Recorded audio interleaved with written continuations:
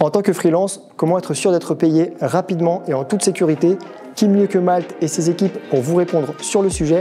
On va retrouver Nicky Orline, c'est parti.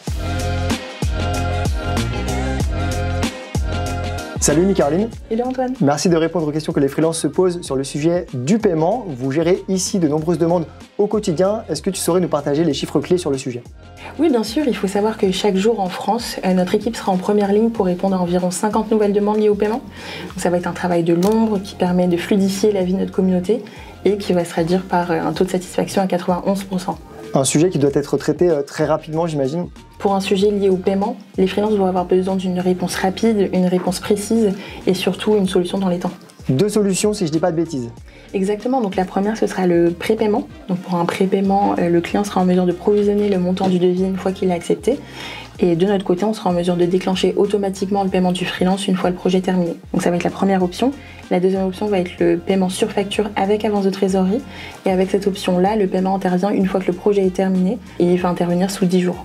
Paiement rapide, sécurisé. Si ça marche si bien, pourquoi est-ce que vous êtes autant contacté chaque jour?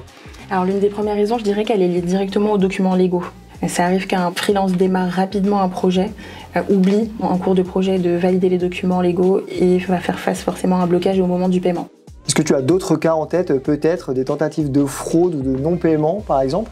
Oui, alors la fraude va être gérée en interne par une équipe dédiée. Et en parallèle, le freelance est en mesure directement depuis la messagerie sécurisée de nous signaler tout comportement suspicieux. Une assistance rapide en moins de 3 heures, je le sais. Pour finir, est-ce que tu aurais peut-être un conseil à partager à notre communauté? Oui, je dirais qu'il faut se méfier de tout client qui propose de passer hors plateforme. Donc un prospect qui propose de passer hors plateforme pour l'envoi du devis ou la réception d'un paiement, c'est mauvais signe pour la suite du projet. Donc l'important c'est de rester sur la messagerie sécurisée, de faire valider le devis sur la plateforme et ça permet de se protéger des tentatives malveillantes. Super Nicky Orline, merci beaucoup pour ton temps et tes précieux conseils. Avec plaisir. Si vous souhaitez partager vos expériences avec la communauté ou poser vos questions, n'hésitez pas à nous laisser un commentaire. Je vous partage aussi le lien de la FAQ et en attendant, n'oubliez pas que Malte, c'est la vie de freelance, mais en mieux. Salut!